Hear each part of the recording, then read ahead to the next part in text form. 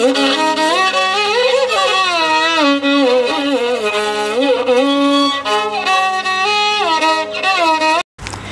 గురుభ్యో నమః.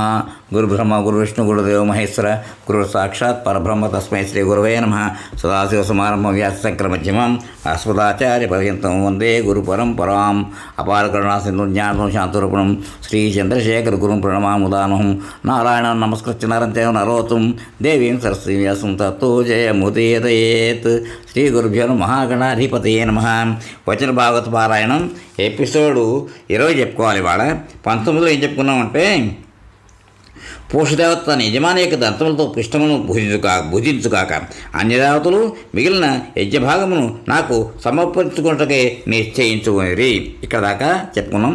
ఇప్పుడు ఎపిసోడ్ 20 కంటిన్యూషన్. అందుచేత వారి అంగంలో నేను యథాస్థితిని పొందుగాక. అధ్వర్యులు మొదలు యాజకులలో బాహువులను కోల్పోయిన వారు అశ్విని దేవత యొక్క బాహువులతోడను, చేతులు తగ్గిపోయిన వారు పుష్పదేవత యొక్క చేతులతోనూ తమ పనులను చేసుకుందరు. భృగు మహర్షికి మేకపోతోటి గడ్డము మీసములను అబ్బును. మైత్రేయుడు పలికిను, నాయనా విదురా, అతడు చేరి ఉన్నవారు అందరూ పరమశివుని పలుకులను విని ప్రసన్న చిత్తులైరి.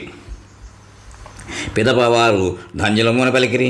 దక్షుని మొండమునకు యజ్ఞవస్తు యొక్క శిరస్సును అతికించిరి.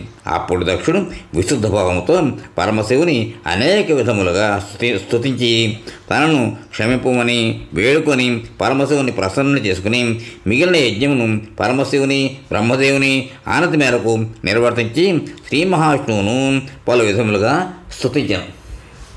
అటు పిమ్మట శంకరుడు విష్ణు భగవానుతో, నీ పాదారవిందములపై చిత్తమును నిలిపినందులకు అజ్ఞానులు నన్ను ఆచారభ్రష్టుగా నన్ను నిందింపునేమో. నేను వారి ప్రేలాపనను లెక్క చేయను. నాయందు ప్రసన్నుడు కమ్ము. నీ అనుగ్రహమే నాకు చాలును. ఇదే రీతిలో దక్షుడు, ఋత్విజులు, సదస్యులు, భృగు మహర్షి, బ్రహ్మదేవతలు శ్రీహరిని స్తుతించిరి.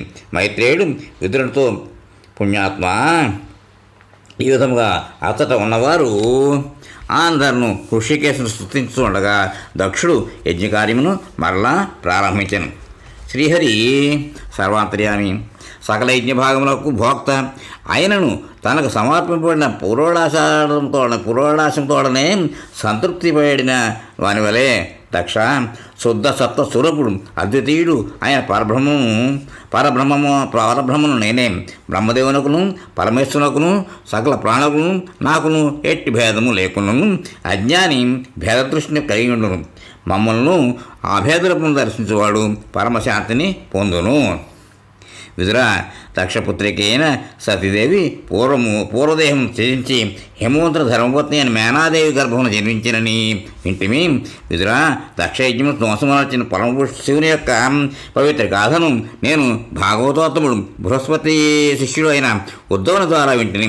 విదురా, మహాదేవుని యొక్క ఈ పావన చరిత్రము పాపరాశిని భస్మనర్చును. ఇది యశస్సును ఆయువును వృద్ధిని చేయును.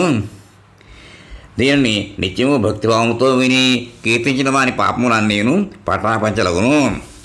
8వ అధ్యాయం ధ్రువోపాఖ్యానము, ధ్రువుని వనగమనము, తపశ్చర్య. మైత్రేయుడు వచించెను, విదురా, శ్రీహరి యొక్క అంశతో బ్రహ్మ ఆయన అంశతో స్వయంభువమను ఉద్భవించిరి. శ్రీహరి యొక్క అంశతో బ్రహ్మ ఆయన అంశతో స్వయంభూమనువు ఉద్భవించింది. శతరూప స్వయంభువులకు ప్రియవ్రతులు ఉత్తానపాదులు జన్మించింది. ఉత్తానపాదులకు సునీతి, సురుచి అని 2 భార్యలుండిరి. మహారాజుకు సురుచిపై ప్రేమ మిక్కడం, కానీ సునీతికి కలిగిన వాడు ధ్రువుడు. ఒకనాడు మహారాజుడిలో ఉత్తముని చూచి ధ్రువుడు కూడా ఆ భాగ్యమును కోరుకొనగా, సురుచి ఆ బాలునితో, నీవు రాజసింహాసనం కోరుకున్నచో ఆ శ్రీహరిని తపస్సుతో ఆరాధింపుము, ఆయన అనుగ్రహముతో నా గర్భమును జన్మింపుము అన్న కఠిన వచనములు పసివాడిన ధ్రువుని మనసును మిగులు గాయపరచగా వెక్కి ఏడుస్తూ తన తల్లి సునీతో దిగిపోయాను. ఆమె తన కుమారుతో, నాయన ధ్రువ, నీకు తీవ్రమైన బాధే కలిగినది. అయినను నీవు ఇతరులకు అశుభమును కోరుకొనకుము. నీవు ఇతరులకు అశుభమును కోరుకొనకుము. ఏలైనా పరులకు దుఃఖమును కలిగించిన వారు ఎన్నటికైనా తామే ఆ దుఃఖమును అనుభవింపవలసి ఉండును. నాయన, సురుచి యథార్థంగానే పలికినది.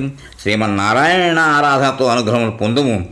తన తల్లి మాటలను శ్రద్ధగా ఆలకించి తన అభీష్టము సఫలమగుటకు వనములకు బయలుదేరను ధ్రువుడు. నారదుడు అతని కడకేగి ఆ ధ్రువునితో, మీ మాతృమూర్తి సునీతి తెలిపిన మార్గం మిక్కిలి శ్రేయోదాయకమైనది.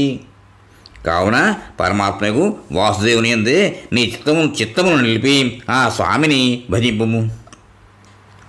నీవు యమునా నదీ తీరమున గల పవిత్రమైన మధువనములకు వెళ్ళుము. అది శ్రీహరి నిత్య నివాసం. ఆ యమునా నది పునీత జలములలో ప్రతిదినము ముమ్మారు స్నానం ఆచరించి దేవతా నమస్కారాలను ఆచరింపు. కుశులో మొదలగు వాటితో స్వస్తికాది చిహ్నములు గల ఆసనములను ఏర్పరచుకుని దానిపై స్థిరముగా ఆసీనులు కమ్ము. పూరకము, కుంభకము, రేచకము అనే 3 విధములకు ప్రాణాయామ వృత్తులను మెల్లమెల్లగా సాధన చేయము. అప్పుడు ప్రాణేంద్రియముల యొక్క మనస్సు యొక్క చాంచల్యములు తొలగిపోవును. మిగుల ఏకాగ్ర చిత్తులపై శ్రీమన్నారాయణని ధ్యానింపము.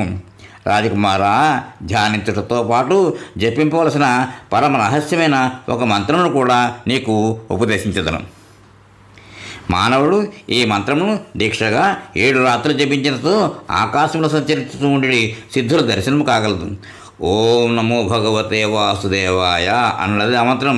నారదుడు ఇంకను వివిధ రకాల అర్చనాదులను తెలిపి 12 అక్షర మంత్రం ఉపదేశించగా ధ్రువుడు ఆ మహర్షికి ప్రదక్షిణం పూర్వకంగా నమస్కరించి మధువనమునకు బయలుదేరగా నారదుడు ఉత్తానపాదుని భవనమునకు చేరి, మీ కుమారుడు దైవానుగ్రహమునకు పాత్రుడైనవాడు.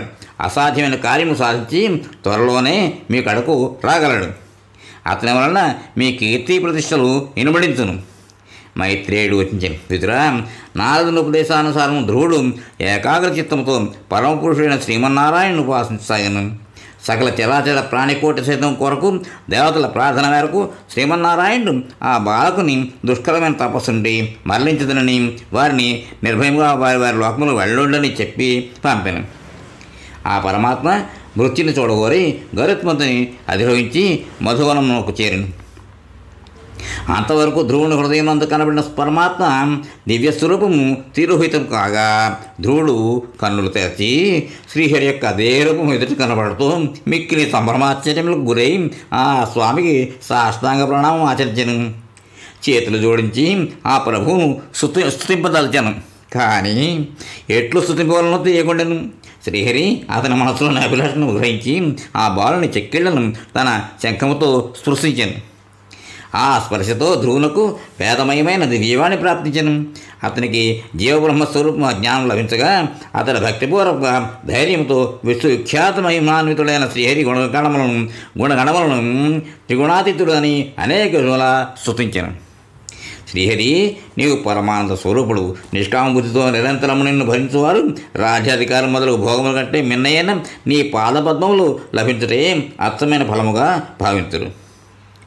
మైత్రేయుడు పలికిన, విదురా, సత్సంకల్పము గల ధ్రువుడు ఎట్లు స్తుతింపగా పరమేశ్వరుడు అతన్ని అభినందించుతూ అతనితో, నీ సంకల్పమును ఎరుగుదును. అతి దుర్లభమైన సర్వోన్నత స్థానమును నీకు ప్రసాదిస్తున్నాను. తేజోమయము శాశ్వతము అయిన ధ్రువలోకమును ప్రసాదించుతున్నాను.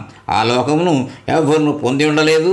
కల్పాంతముల లోకములన్నీ అంతరించినను ఆ ధ్రువమండలం మాత్రము నిలిచి ఉండను. నీవు జితేంద్రుడివై 36,000 సంవత్సరములు భూలోకమును ధర్మబద్ధముగా పరిపాలించు. నీ తమ్ముడు ఉత్తముడు మున్ముందు వేటకే అడవికి వెళ్ళి మృత్యుపాలగును. అతని తల్లి సురుచి ఉత్తరప్రేమతో అతని వెదుగుచు దావాగ్నికి గురి అగును. నీవు పెక్కు యజ్ఞములు ఆచరించి అంత్యకాలంన నన్ను స్మరించదు. పిమ్మట సర్వలోక పూజ్యమైన నా పరంధామమునకు చేతు. అది సప్తర్షి మండలము కంటేను ఊర్ధ్వభాగమున ఉండును.